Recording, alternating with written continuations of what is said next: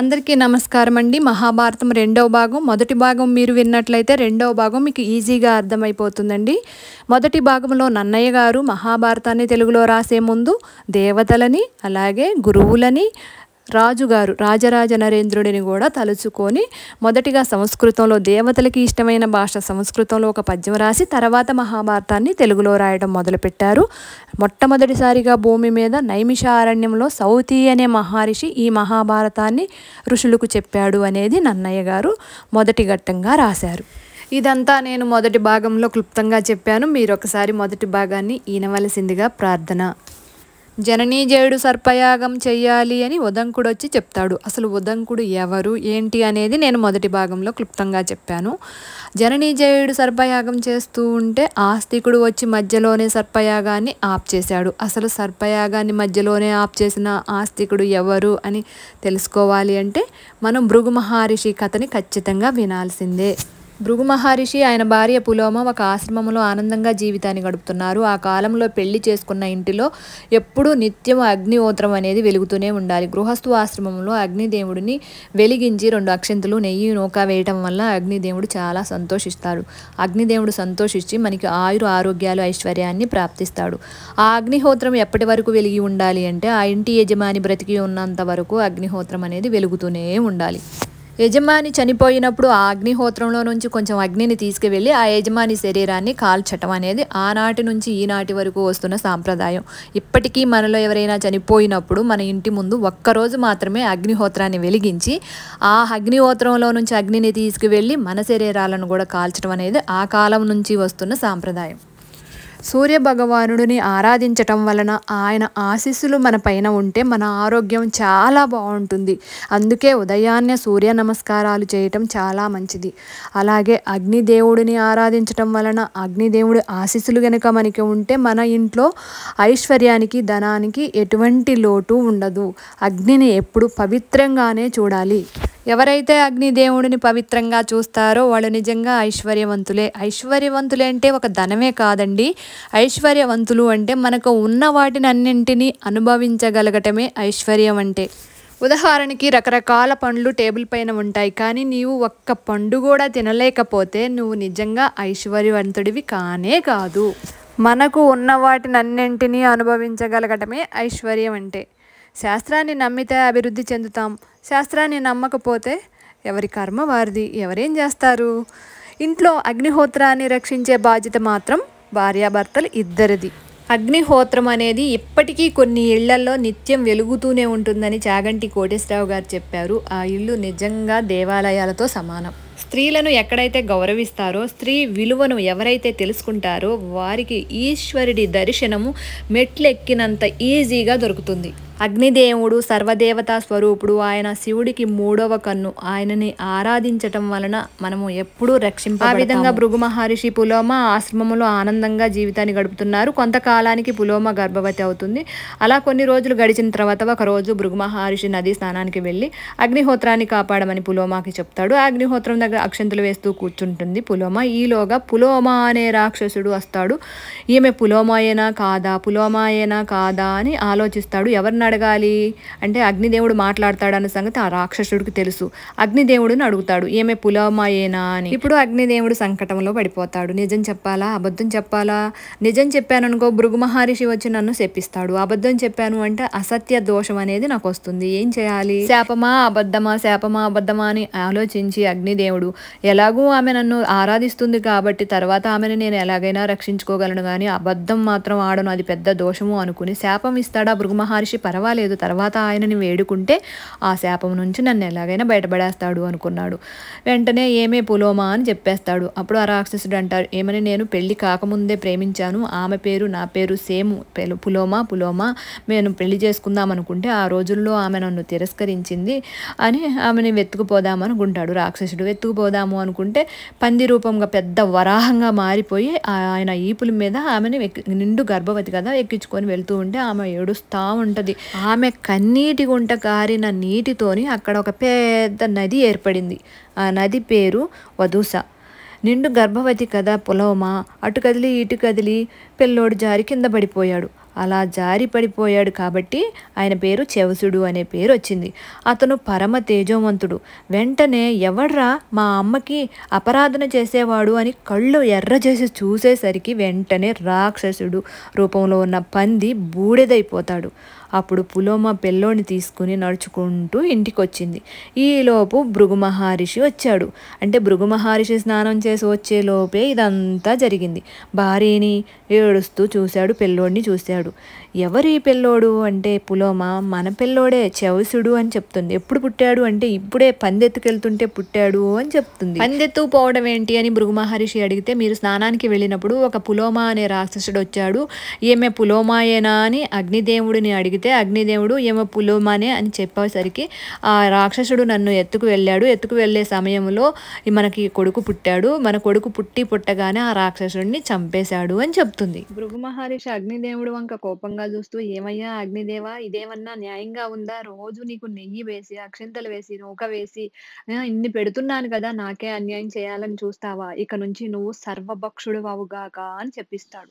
అప్పుడు అగ్నిదేవుడు భయపడిపోతాడు. ఏదో శాపం ఇస్తాడులే అనుకుంటే ఇదేంటి నన్ను సర్వభక్షుడు అవ్వమన్నాడేంటి, నేను అసలే బ్రాహ్మణుడా అని పరిగెత్తుకుంటూ బ్రహ్మదేవుడి దగ్గరికి వెళ్తాడు. చూడండి బ్రహ్మదేవ, నువ్వు సృష్టించిన భృగు మహర్షి నాకెంత శాపం ఇచ్చాడో చూడండి. నేను ఎలా సర్వభక్షుడిని అవ్వగలను? నేను అన్ని ఎలా తినగలను చెప్పండి? ఓ బ్రహ్మదేవ, భృగు మహర్షి నన్ను సర్వభక్షుడు అవుగాక అని శపించాడు. కానీ నేను తిరిగి శపించగలను. నేను అలా చెయ్యలేదు. మీ దగ్గరికొచ్చాను అంటాడు. అప్పుడు బ్రహ్మదేవుడు, ఓ అగ్నిదేవా, సత్యం చెప్పటం అంటే మంచి జరిగేది చెప్పటం. మంచి జరుగుతుంది అంటే ఏంటి అర్థం?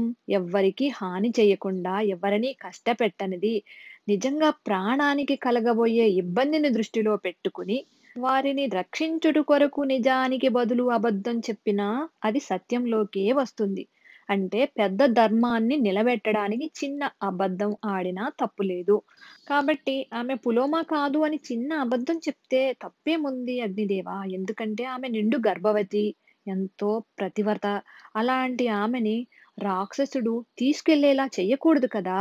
అది తన భర్త లేని సమయంలో మీరు అలా రాక్షసుడి వెంట నిండు గర్భవతిని పంపించేలా చెయ్యకూడదు. అది నిజంగానే పెద్ద తప్పు అగ్నిదేవ.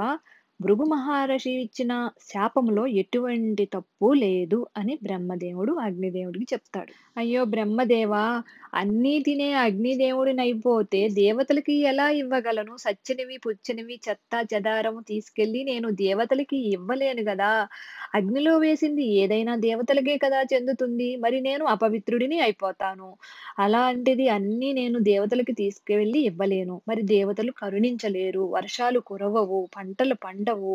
ఆ పంటలు పండితేనే కదా అగ్నిహోత్రంలో 4 అక్షింతలు వేసి కొంచెం నెయ్యి వేస్తారు. ఆ నెయ్యి పట్టుకెళ్ళి నేను దేవతలకి ఇస్తాను. అలాంటిది సర్వభక్షకుడు అంటే ప్రతిదీ అగ్నిలో ఏసి కాల్చేస్తారు. అవన్నీ నేను పట్టుకెళ్ళి దేవతలకి ఇవ్వలేను. ఎలా బ్రహ్మదేవా అని వేడుకుంటాడు. అప్పుడు బ్రహ్మదేవుడు ఒక వరమిచ్చాడు. ఏది తిన్నా కూడా నీవు పవిత్రుడుగానే ఉంటావు. ఎప్పుడూ నీకు అపవిత్రం అనేది అంటుకోదు. నువ్వు ఆద్యమనం గూడా చేయాల్సిన పని లేదు. అంత పవిత్రుడిగా ఉంటావు. నీవు పట్టుకెళ్ళాల్సినయి ఎప్పట్లాగే దేవతలకి పట్టుకెళ్ళి ఇవ్వచ్చు. నువ్వు పవిత్రుడివే అని వరం ఇచ్చేశాడు. అలా నైమిక అరణ్యంలో మునులు అడిగిన ప్రశ్నలకి సౌతి చెప్పిన నిజమైన సమాధానం. భృగు మహర్షి సర్వభక్షకుడు అన్నాడు కాబట్టే ఆ శాపం వలన ఆయన అగ్నిదేవుడు పాములని తిన్నాడు అని చెప్పాడు. భృగు మహర్షి పులోమ కొడుకు చవిసుడు. ఆ తర్వాత ఈ చవిసుడు తపస్సు చేసుకుంటూ ఉంటాడు. అడవిలో ఒక పుట్టలో కూర్చొని మరీ తపస్సు చేసుకుంటూ ఉంటాడు. ఒకరోజు శ్రేయాతి రాజు యొక్క కుమార్తె సుకన్య అడవికొస్తుంది. అడవిలో తిరుగుతూ ఆ పుట్ట దగ్గరికి వచ్చేసరికి ఆ పుట్టలో నుంచి ఆయన కళ్ళు మెరుగుడు పురుగుల్లాగా మెరుస్తూ ఉంటే పుల్లలతోని పొడవటం మొదలుపెట్టింది. అలా పొడిచి పొడిచి ఆయన 2 కళ్ళు పోతాయి. అలా ఆయన 2 కళ్ళు పోవటానికి కారణమైనది గాబట్టి సుకన్య ఆయన ముసలివాడైనా సరే, వృద్ధుడైనా సరే పెళ్లి చేసుకోవాల్సొచ్చింది. మనస్ఫూర్తిగా పెళ్లి చేసుకొని పరమ పాతివ్రత్యంతో ఆయనకి సేవలు చేయడం మొదలుపెట్టింది. ఒకరోజు ఆమె దగ్గరికి అశ్విని దేవతలు వస్తారు. నిజంగా నీ భర్త మీద అంత ప్రేముందా నీకు? నిజంగా నీ భర్త మీద ప్రేమే ఉంటే, నిజంగా నీ పాతివ్రత్యం నిజమే అయితే, నువ్వు నిజంగా పతివ్రతవే అయితే, మేము ముగ్గురము నీ భర్తతో సహా ముగ్గురము నదీ స్నానానికి వెళ్ళి వస్తాము. వచ్చేటప్పుడు ముగ్గురము ఒకేలా ఉంటాము. ఇందులో నువ్వు నీ భర్తను కనిపెడితే నీ ప్రేమ, నీ పాతివ్రత్యము నిజమైనది. లేకపోతే అంతా అబద్ధం అని అంటారు. సరే వాళ్ళు స్నానానికి వెళ్తారు. ఈలోగా సుకన్య ఆలోచించి నేనైతే నా భర్తను గుర్తుపట్టలేను. నాకు ఆ శక్తి లేదు. ఇప్పుడు నన్ను అమ్మవారే కాపాడాలి అని అమ్మవారిని వేడుకుంటుంది. అమ్మ నా భర్తని గుర్తుపట్టే శక్తి నాకు ఇవ్వు అని. అప్పుడు అమ్మవారు కరుణించి నీ భర్తని నువ్వు గుర్తుపట్టే శక్తి నీకొస్తుంది అని వరమిస్తుంది. అలా సుకన్య చవక్యన్ని గుర్తుపడుతుంది. అలా గుర్తుపట్టిన వెంటనే శివసుడు యవ్వనంగా మారిపోతాడు. ఆ తర్వాత వారిద్దరూ కలిసి సంతోషంగా జీవితాన్ని గడుపుతారు. వారిద్దరికీ ప్రమతి అనే కుమారుడు జన్మించాడు. ఈ ప్రమతి అనే కుమారుడు గృపాచి అనే అప్సరసని పెళ్లి చేసుకుంటాడు. ఆమె ఎక్కడి నుంచి వచ్చిందంటే క్షీరసాగర మథనం జరిగేటప్పుడు పాల సముద్రంలో పుట్టిన అప్సరస. ఈ ప్రమతి, కృపాచి వీరిద్దరూ సంతోషంగా జీవితాన్ని గడుపుతూ ఉంటారు.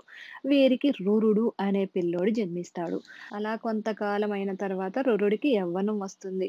ఆ తర్వాత గంధర్వరాజు అయిన విశ్వవసుడు మేనక కుమార్తె స్థూలకేశుడు అనే ముని ఆశ్రమములో ఆమె పెరుగుతూ ఉంటుంది. ఆమె పేరు ప్రమద్వర. ఆమెను పెళ్లి చేసుకుంటాను అని రురుడు మాటిచ్చాడు. ఒకరోజు ప్రమద్వర స్నేహితులతో కలిసి ఆశ్రమంలో ఆడుకుంటుంటే ఒక పెద్ద త్రాచుపాము వచ్చి ఆమె కాలుపైన కాటు వేస్తుంది. ఆమె వెంటనే చనిపోతుంది. ఈ విషయం తెలిసిన రురుడు పెళ్లి చేసుకుందాం అనుకున్నాడు కదా రురుడు. ఈ విషయం తెలిసిన రురుడు పరిగెత్తుకు వచ్చి ఎంత విపరీతంగా ఏడుస్తున్నాడు. అక్కడికి చాలా మంది ఋషులొస్తారు. ఆ ఋషులందరినీ ప్రార్థిస్తాడు.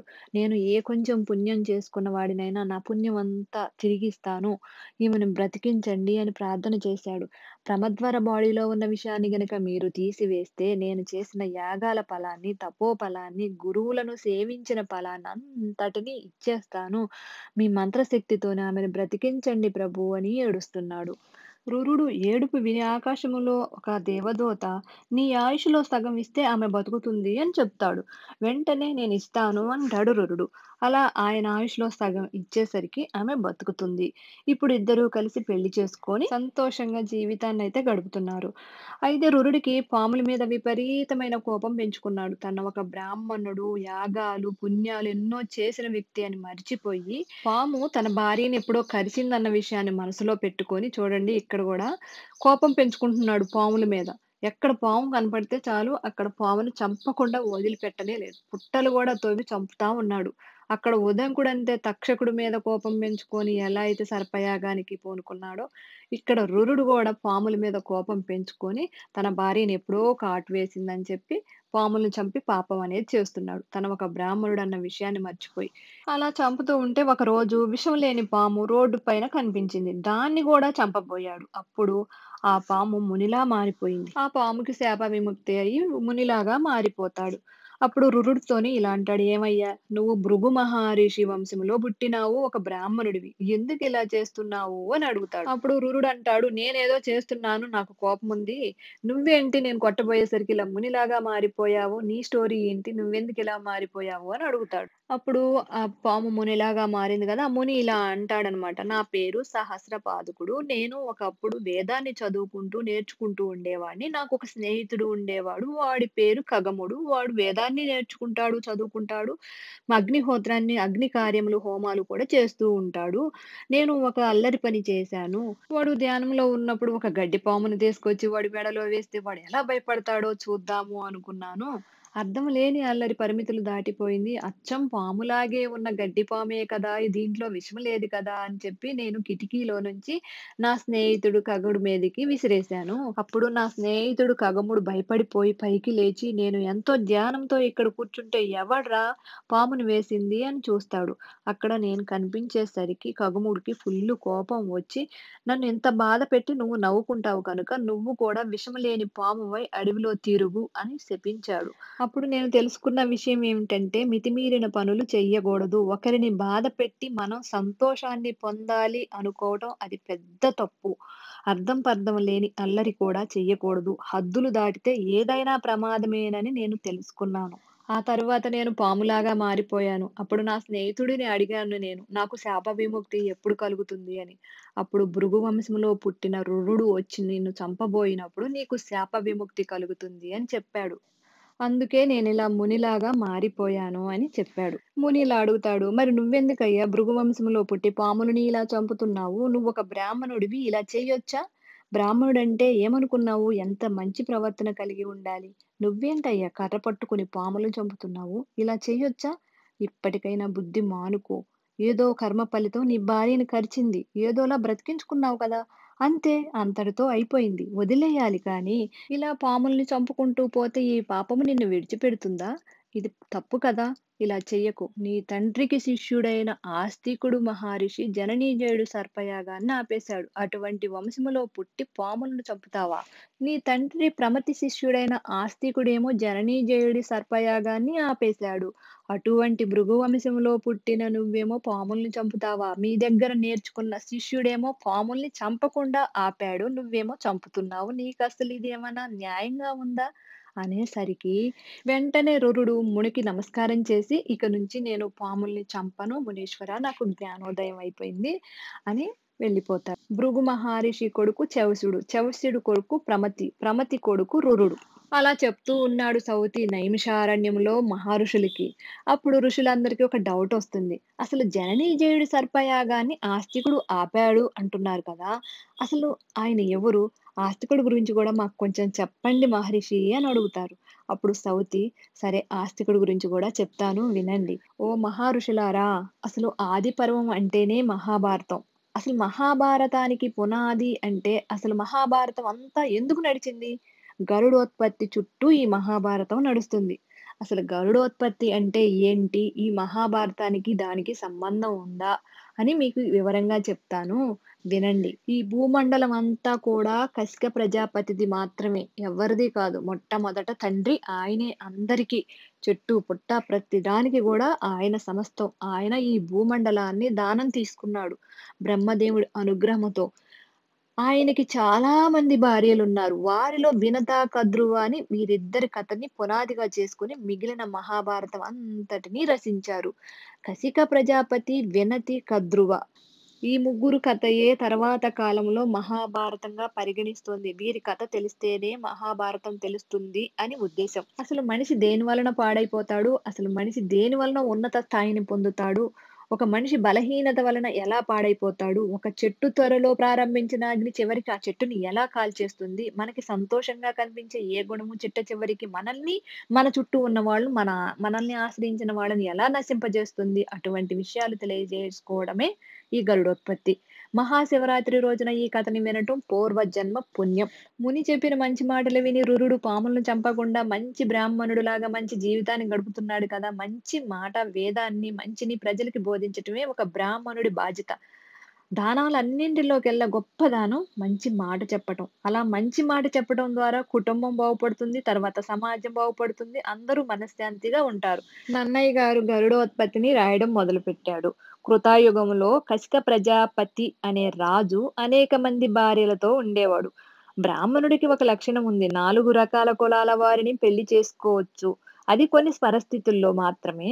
ఏకపత్ని వ్రతుడు సర్వశ్రేష్టమే. కానీ కొన్ని కారణాల చేత 4 రకాల కులాల వారిని బ్రాహ్మణుడు పెళ్లి చేసుకోవచ్చు. అలా కశిక ప్రజాపతి అంతమంది భార్యలను చేసుకోవడానికి కారణం.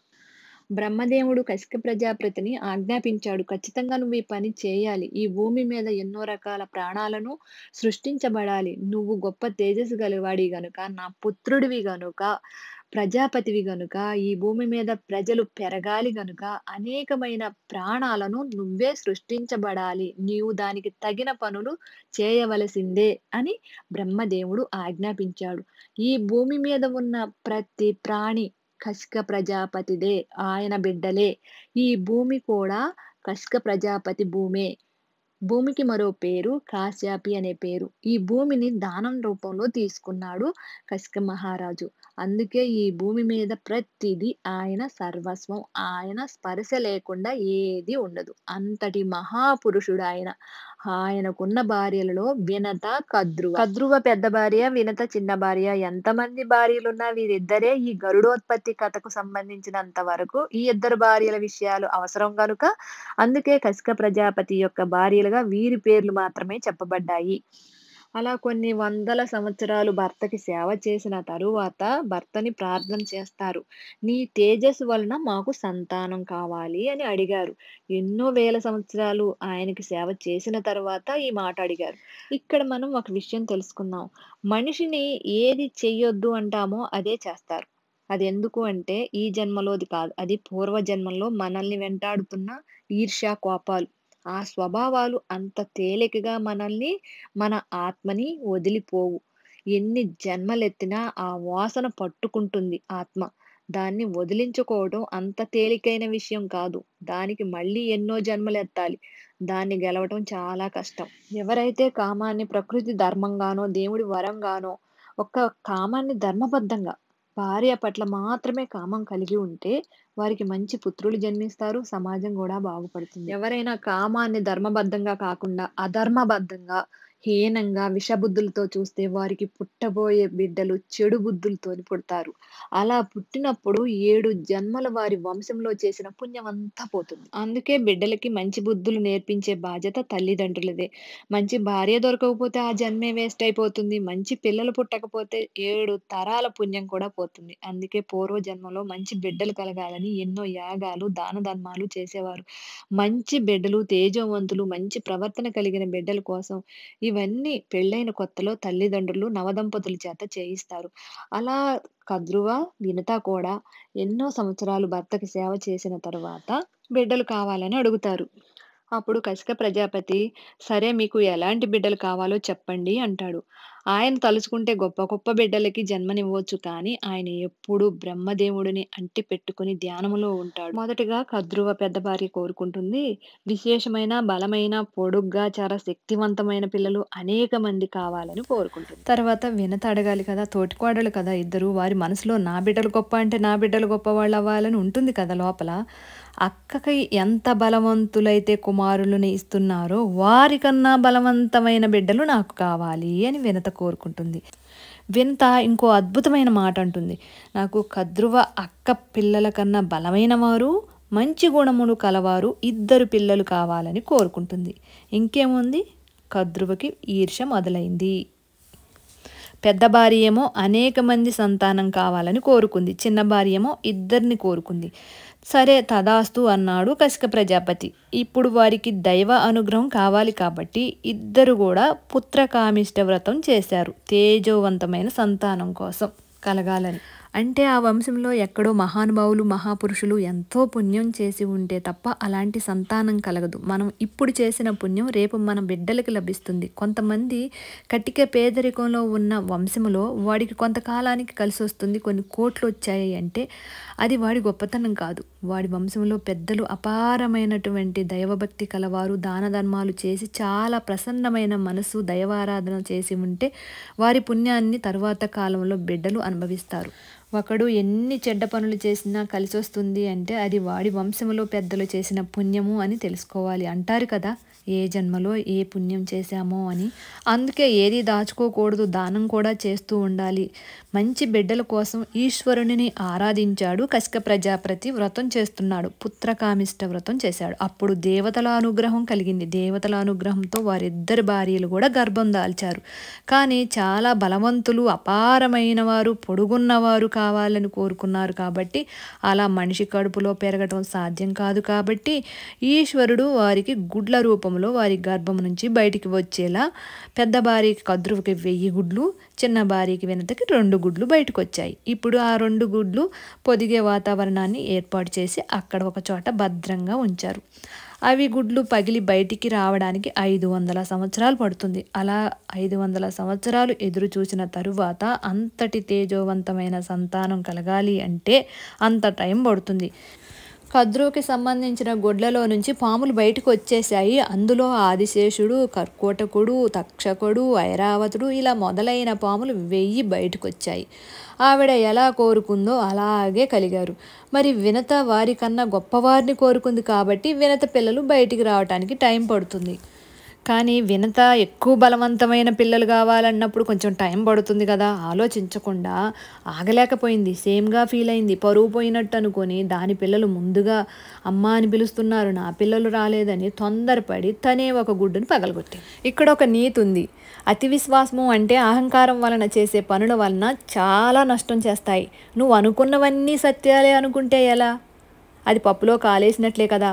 నేను చాలా తెలివైన దాన్ని అనుకుంటే నా తెలివి తెల్లారిందే అని ఆమె బాధ. అలా తనలో తానే ఏడ్చింది. బయటికొచ్చి భర్తతో చెప్పినట్టుంటే ఆయన ఏ ఊరికో ఈరోజు కాకపోతే రేపు పుడతారు అని చెప్పేవాడు. కానీ ఆమె బయటికి రాలేదు, ఒక్కతే ఏడ్చింది. ఇది ఒక ప్రమాదమే. ఆలోచన లేకుండా చేసే జీవితాలు కొన్ని ఇలా ఉంటాయి. కద్రువ కన్నా నేనెక్కడ తక్కువైపోతాను అని వినత తనలో తాను అనుకొని తాపత్రయంతో గుడ్డును పగలగొట్టింది. అప్పుడు ఆ గుడ్డులో నుంచి ఒక పక్షి బయటకు వస్తుంది. తలభాగం అయితే ఉంది కానీ కాళ్ళు చేతులు ఇంకా తయారవ్వలేదు. అప్పుడు ఆ గుడ్డులో నుంచి వచ్చిన పిల్లోడి పేరు అర్ణుడు. ఇలా అంటాడు తల్లితోని, అమ్మా, నన్నిలా అంగవైకల్యంతో జన్మించావు కనుక, నువ్వు అహంకారంతో ఈ పని చేశావు కనుక నీ తోటి కోడలికి దాసీలాగా 500 సంవత్సరాలు చెయ్యమని శపిస్తాడు. చూసారా అహంకారం వలన ఎలా గోతిలో పడిందో వినత. కొడుకు శాపంతోని వినతికి బెంగ పట్టుకుంది. ఇన్ని రోజులు నేను కద్రువ కన్నా తెలివైన దాన్ని అనుకున్నాను, ఇప్పుడు ఆమెకే భయపడవలసిన రోజులు వచ్చాయి, ఆమెకే దాసిలాగా పనిచేయాల్సి వచ్చింది అని. ఇప్పుడు పోతుంది ఇక వినతికున్న అహంకారము, అతిశయము, లేనిపోని తెలివితేటలు ఎన్ని పోయి దాసీతనం వచ్చింది. 500 సంవత్సరాలు అనుభవించాలి కదా. కొడుకు ఆలోచించే అలా దాసీగా ఉండు అని శపించాడు. అమ్మ ఈ అతిశయంతోని అహంకారంతోని ఇంకా ఎన్ని తప్పులు చేస్తుందోనన్న భయంతోని అమ్మకి ఆ అతిశయం పోవాలి అని అలా చేశాడు అరుణుడు. అమ్మ, నన్ను పగలగొడితే పగలగొట్టావు కానీ ఆ రెండో గుడ్డు మాత్రం పగలగొట్టకు. ఆ గుడ్డులో నుంచి మహా తేజవంతుడైన పుత్రుడు జన్మిస్తాడు. ఆ కొడుకే నిన్ను దాస్యం నుండి కూడా విడిపిస్తాడు అని చెప్పి అరుణుడు సూర్యభగవానుడికి రథసారథిగా వెళ్ళిపోతాడు. ఒకరోజు కద్రువ వినత అలా తిరిగి రావడానికని పాలసముద్రం దగ్గరికి వెళ్తారు. దేవతలకి రాక్షసులకి అమృతాన్ని తాగాలి అనే కోరిక కలిగినప్పుడు క్షీరసాగర మదనం చేస్తే అమృతం వస్తుందని పాలసముద్రంలో చిలకటం కోసమని మందర అనే పర్వతాన్ని తీసుకొచ్చి మధ్యలో దింపారు. ఆ పర్వతం మునిగిపోకుండా ఉండాలంటే శ్రీ మహావిష్ణువుని ప్రార్థిస్తే తాబేలు దొప్పపైన మందర పర్వతాన్ని పెట్టి వాసుకి అనే పాముని ఆ మందరా పర్వతానికి చుట్టి చిలకటం మొదలుపెట్టారు. ఆ మందరా పర్వతం ఆయన పాము శరీరాన్ని బాగా ఒత్తుకుని బాగా వాసిపోతుంది. పాపం పాము కదా, అలా చిలకగా చిలకగా మొదట విషం వచ్చింది. ఆ విషం పరమశివుడు పుచ్చుకొని లోకాన్ని కాపాడతాడు. తర్వాత ఉచ్చేశ్వరం అంటే గుర్రం వచ్చింది. అది ఇంద్రుడు పుచ్చుకుంటాడు. కౌస్తుభం వచ్చింది, మహావిష్ణువు పుచ్చుకుంటాడు. శ్రీ మహాలక్ష్మి వచ్చింది, విష్ణువుని వరించింది, పెళ్లి చేసుకుంది. తర్వాత ధన్వంతరి అమృత పాత్రతో వచ్చింది. ఇప్పుడు ఈ అమృతాన్ని ఎక్కడ దాయాలి అని దేవతలందరూ ఆలోచించి ఇంద్రుడికి ఇస్తారు దాయమని. ఇంద్రుడు తీసుకెళ్తాడు. ఇంద్రుడు దాయటం అంటే అంత తేలికైన విషయం ఏమీ కాదు. అది ఒక్కడి సొత్తు కాదు, 1000 కళ్ళతో కాపాడాలి. అలా ఇంద్రుడు ఇంద్రలోకానికి తీసుకువెళ్ళి అమృతాన్ని దాచిపెడతాడు. క్షీరసాగర మదనములో పుట్టినటువంటి గుర్రము ఆ సముద్రము బయట తిరుగుతూ ఉంది. మచ్చలేని తెల్లటి గుర్రం పాల సముద్రం నుంచి వచ్చింది. ఆ దగ్గరనే తిరుగుతూ ఉంది. వినత ఆ గుర్రాన్ని చూసింది. అబ్బా, ఎంత బాగుంది గుర్రం, చిన్న మచ్చ కూడా లేదు, ఎంత అందంగా ఉంది అసలు ఈ గుర్రం అని అనుకుంటుంది మనసులో. వినతను చూస్తే కద్రువకి మంట పుడుతుంది. కుళ్ళుబోతు బుద్ధి. అసలు ఆ కుళ్ళుబోతు బుద్ధి ఉండకూడదు. ఎంత తెలివైనది ఇది. సగం శరీరంతో పుట్టిన కొడుకుని సూర్యుడికి రథసారథిగా పంపించిందంటే ఎంత గొప్పవాడు. ఆ వేడికి తట్టుకొని ఆయన రథం నడపడం అంటే ఎంత కష్టం. ఎంత తేజోవంతుడైతే ఆ కొడుకుని కన్నది. నాకన్నా గొప్ప కొడుకుని కన్నది.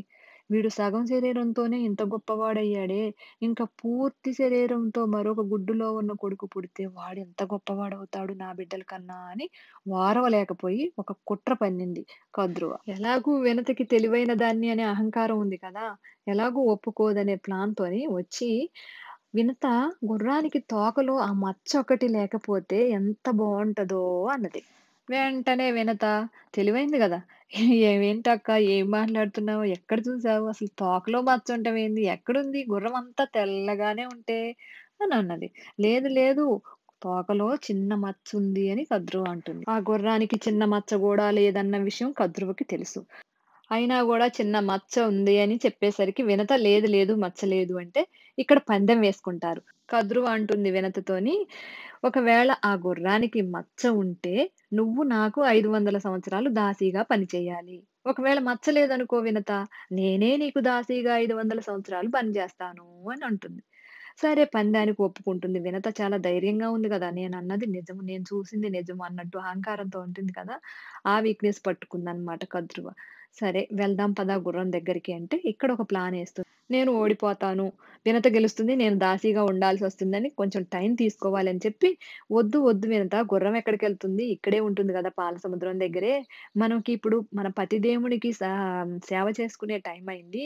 అంటే భర్త అని చెప్పేసరికి వినత ఆగదు గదా! సేవ చేసుకునే టైం అయింది. మనం ఇప్పుడు వెళ్దాము సేవ చేసుకోవడానికి.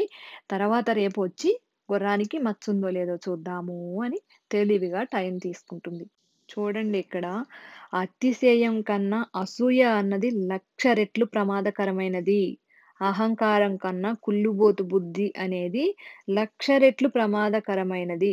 అసూయ అన్నది మీకు మహాభారతంలో తీర్పు చెప్పబోతుంది. గాంధారి అక్కడే ప్రారంభమైనది భారతం. ఈ గాంధారి కడుపు బాదుకుంది. గర్భస్రావం అయ్యి పిండం బయటికి వస్తే నేతి కొండలో పెట్టి పెంచితే 100 మంది కుమారులు కౌరవులు పుట్టారు. ఇక్కడ కద్రువకి 1000 మంది గుడ్లు నుండి పాములు పుట్టారు. విషపూరితమైన ఆలోచనలు మంచివి కావు. కద్రువ కూడా అలానే ఆలోచించి దాని తెలివి అంతా నా కోసమే ఉపయోగపడాలి కానీ, తన తెలివి తనకి ఉపయోగపడకూడదు అని కుట్రని తెరలేపింది. వినతిని దాసిని చేసుకోవాలనుకుంది. అందుకే తెల్ల గుర్రం కాదు, దాని తోకకి నల్ల మచ్చుంది అని అబద్ధం చెప్పింది. చూద్దాం పద అంటే, ఇప్పుడొద్దు రేపొద్దాము అన్నది. ఒకవేళ మచ్చుంటే నువ్వు నాకు దాసీగా ఉండాలి, లేకపోతే నేను నీకు దాసీగా ఉంటాను. వినతికి అతిశయం, అహంకారం ఎక్కువ కదా! నా తెలివినే తక్కువ అంచనా వేస్తుందా కద్రువ? హ! నేను నమ్మిందే సత్యం అనుకుంది. కానీ కద్రువ పన్నాగాన్ని కనిపెట్టలేకపోయింది పిచ్చి వినత. చూసారా? అహంకారం వలన ఎంత ప్రమాదమో! ముందుగా అసలు నమ్మటం, అవతలి వారి ఆలోచనలను అంచనా వెయ్యకపోవటం, నేనే తెలివి, నా తెలివే గొప్ప అనుకోవటం వల్లనే గదా కద్రువ మోసం చేసింది.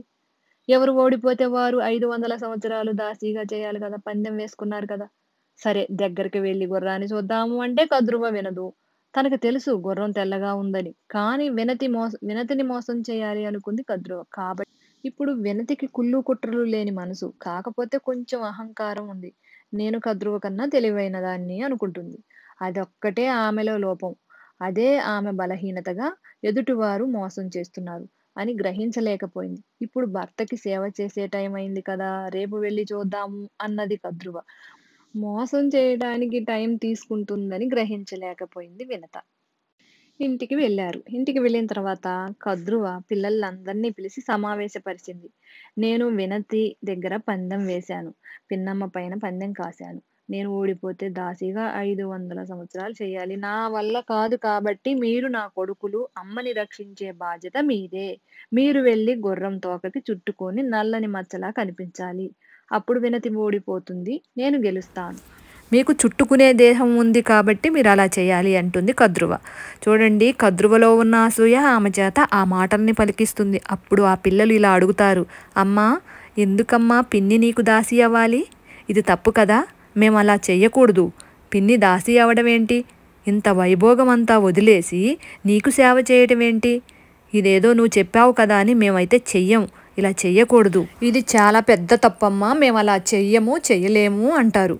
అప్పుడు కద్రువ దగ్గర ఇంక సమాధానం ఏమీ లేదు. కొడుకులు ఎదురు చెప్పేసరికి ఎక్కడ లేని కోపం తెచ్చుకుంది కద్రువ. ఆ కోపంలో ఏం తిడుతుందో కూడా తనకే తెలియట్లేదు. తన బిడ్డలని జననీజేయుడు చేసే సర్పయాగంలో పడి చావండి, ఈ పాములన్నీ చచ్చిపోవుగాక అని చెప్పిస్తుంది. కన్న తల్లి బిడ్డలను చచ్చిపోమ్మని శాపం పెట్టేసింది. చూసారా కోపం ఎంత చెడ్డదో! కన్న తల్లి బిడ్డల్ని చచ్చిపోమని అనేసింది మాట అయితే. ఆ మాటకి ఎంత శక్తి ఉందో మనకి తెలీదు. ఎన్నో పూజలు చేసి వరాలు పొందిన తర్వాత కన్న పిల్లలు వారు. తప్పు ఎవరిది? పిల్లలదా నాదా అని తెలుసుకోకుండా తన మాట వినలేదు అనే కోపంలో అంత పెద్ద మాట అనేసింది కద్రువ. నిజమే, చిన్నపిల్లలైనా మీరు చాలా బాగా చెప్పారు, ఎంత బాగా చెప్పారు, నా కడుపున మీలాంటి మంచివాళ్ళు, మంచి గుణములు గలవారు పుట్టినందుకు నేను సంతోషిస్తున్నాను అని ఒక్క మాట అనగలిగి ఉంటే ఎంత బాగుండేది. చిన్న మాట అనలేకపోయింది కద్రువ. అసూయని మనసులో నింపుకుని బిడ్డల చావు కోరుకుంది. ఇలాగే మహాభారతంలో కూడా గాంధారి ధృతరాష్ట్రులు కలిగిన అసూయా దేశాల వలన పిల్లలు ఇలాగే చెడు బుద్ధులు చెప్పి వాళ్ళ వంశం నశించేటట్టు చేసుకున్నారు. అసలు మహాభారతానికి పునాది కద్రువ వినతి కథలే. అసలు దేని వలన పచ్చని చెట్లు కూడా కాలిపోతాయో మహాభారతం చక్కగా వివరిస్తుంది. అప్పుడు కద్రువ పిల్లలు అయ్యో ఏంట్రా అమ్మ ఇలా పెద్ద శాపం పెట్టింది, మనం బతికి ఉండాలి అంటే అమ్మ చెప్పినట్లు చేద్దాము అనుకుని వెళ్ళి గుర్రం తోకకి మచ్చలాగా చుట్టుకున్నాయి. ఇప్పుడే కద్రువకు భయం ఏముంది, వినతిని తీసుకుని పాలసముద్రం దగ్గరికి గుర్రం దగ్గరికి వెళ్ళారు. కొంచెం గుర్రానికి దూరంలో ఉండి వినతి చూసావా, గుర్రం తోక నల్లగా ఉంది చూసావా అంటే వెర్రి వినతి ఏం చేసిద్ది, నమ్మేసింది. నిజమే అక్క అని నమ్మేసింది. ఆ నమ్మిన క్షణం నుండి వినతి కద్రువకి దాసి అయిపోయింది. అసలు అయిన దానికి కాని దానికి పందాలు గొడవ ఎందుకండి చెప్పండి. ఆనాటి నుండి ఈనాటి వరకు బెట్టింగులని పందాలని కడుతూనే ఉన్నారు, ప్రజలు పాడైపోతూనే ఉన్నారు. ఎంతో సుఖంగా ఉండాల్సిన మనిషి అలా కష్టాలు కొని తెచ్చుకుంది వినతి. అలా దాస్యం చేసి చేసి చేసి 500 సంవత్సరాలు కంప్లీట్ అయ్యాయి. ఒక కొడుకేమో అర్ణుడు సూర్యభగవానుడికి రథసారథిగా వెళ్ళిపోయాడు. మరొక కొడుకు ఇంకా పుట్టలేదు. వినతి దాసీగా 1000 పాములకి స్నానాలు చేయించటం, వాటి మంచి చెడులు చూసుకోవటం, చాకిరి చేయటమే సరిపోయింది. ఏ పాపానికి ఇలా జరిగింది? అతిశయం, అహంకారం, తొందరపాటు, తెలివైన దాన్ని అనే ఎక్కువ ఊహించుకోవటం వలన ఇంత శిక్ష పడింది. ఆ శిక్ష 1 రోజు 2 రోజులు కాదు, ఏకంగా 500 సంవత్సరాలు. కొన్నిసార్లు కొన్ని విషయాల వలన ఎంతెంత ప్రమాదాలు వస్తాయో, జీవితాలను ఎంత అతలాకుతలం చేస్తాయంటే దానికి నిదర్శనం మహాభారతమే ప్రత్యక్ష సాక్ష్యం. అలా వినతి దాసిత్వం 500 సంవత్సరాలు పూర్తయింది. 2వ కొడుకు గరుత్మంతుడు పుట్టాడు. గరుడోత్పత్తి. వినతికి 2వ కొడుకు పుట్టాడుగా, ఇంకా ఆమె దాసిత్వం నుంచి విముక్తి కలుగుతుందని నన్నయ్య గారు ఇది రాసుకుంటూ ఈ వాక్యాన్ని చాలా సంతోషపడ్డారట. నన్నయ్య గారు గరుత్మంతుడి జననం గురించి ఎంత గొప్పగా చెప్పారంటే, గరుత్మంతుడు పుట్టగానే ఆయన రెక్కలతో అలా పైకి ఎగిరితే పర్వతాలే పైకి ఎగిరిపోయే అంత గాలి వచ్చిందట. ఎంత గొప్పవాడు, ఎంత తేజస్సు, అబ్బబ్బబ్బా, దేవతలే ఆశ్చర్యపోయారట. అలా ఒక్కసారి ఆకాశంలో ఎగిరితే భూమి అంతటిని చుట్టేశాడట. దేవతలు అనుకున్నారట సూర్యభగవానుడే ఎగురుతున్నాడేమో అనుకున్నాడట. అంత కాంతివంతంగా ఉన్నాడట. ఆకాశానికి ఎగిరి కిందకు చూసి మా అమ్మ వినతి అని తెలుసుకుని వచ్చి ఆమె పాదాల మీద పడి నమస్కారం చేశాడట గరుత్మంతుడు. వినతి తన 2వ కొడుకుని చూసి ఎంతో సంతోషపడింది. అమ్మయ్య, నా కొడుకు ఇంత గొప్పవాడా, ఇంత తేజోవంతుడా, ఇంత బలవంతుడా అని మురిసిపోయింది వినతి. ఆ కాలంలో స్త్రీలని ఎంతో గౌరవించేవారు, తల్లిని దేవతలా చూసేవారు. తల్లిని గౌరవించటం తెలిసిన వారు ఎవరైనా మొదటి నమస్కారం తల్లికే. అలా ఆకాశం నుంచి గరుత్మంతుడు భూమిపైకి దిగి అమ్మ పాదాలకు నమస్కారం చేస్తే భూమండలం మొత్తానికి కులపర్వతం చాలా పెద్ద పర్వతం అనమాట. ఆ కులపర్వతం ఆకాశంలో ఎగిరితే ఎలా ఉంటుందో గరుత్మంతుడు ఎగిరితే అలా ఉందట. ఆ కాలంలో పర్వతాలకి రెక్కలు ఉండేవట. ఎగిరి ఎగిరి అవి అటు ఇటు అవి తిరుగుతూనే ఉండేవట. అయితే ఎక్కడ పడితే అక్కడ అలా దిగిపోతుంటే ప్రజలకు చాలా ఇబ్బందిగా ఉండి ప్రజలు గగ్గోలు పెట్టేవారంట. అప్పుడు దేవేంద్రుడు పర్వతాల రెక్కలను కోశాడు. అప్పుడు ఇంకా ఎక్కడ పర్వతాలు అక్కడే ఉన్నాయి కదలకుండా. కానీ కులపర్వతం యొక్క రెక్కలను మాత్రం దేవేంద్రుడు కోయలేకపోయాడు.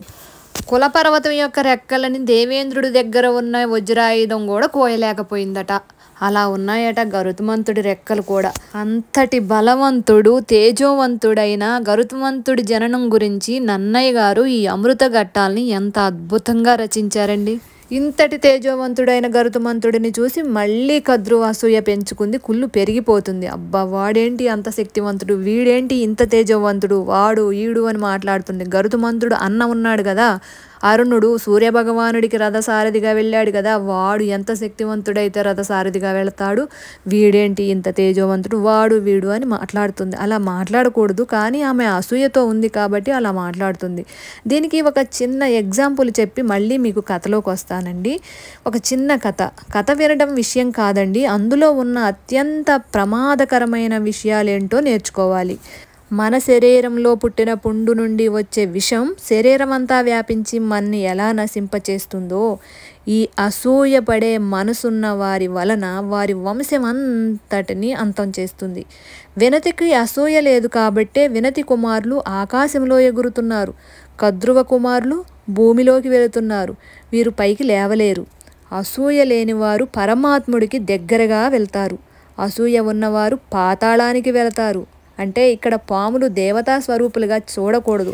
ఇవి విషం కక్కుతాయి, చూడటానికి అందరినీ భయపెడతాయి. కద్రువుకి పాములుగా 1000 మంది జన్మించారు, వినతికి 2 జన్మించారు. ఇదే కథ, వీరి కథే భారతానికి పునాది. గాంధారికి 100 మంది కౌరవులు, కుంతికి 5 పాండవులు. గాంధారి అసూయ వలనే కదా 100 మంది కుమారులని పోగొట్టుకుంది. కుంతి 5 పాండవులు ఉన్నారు కదా.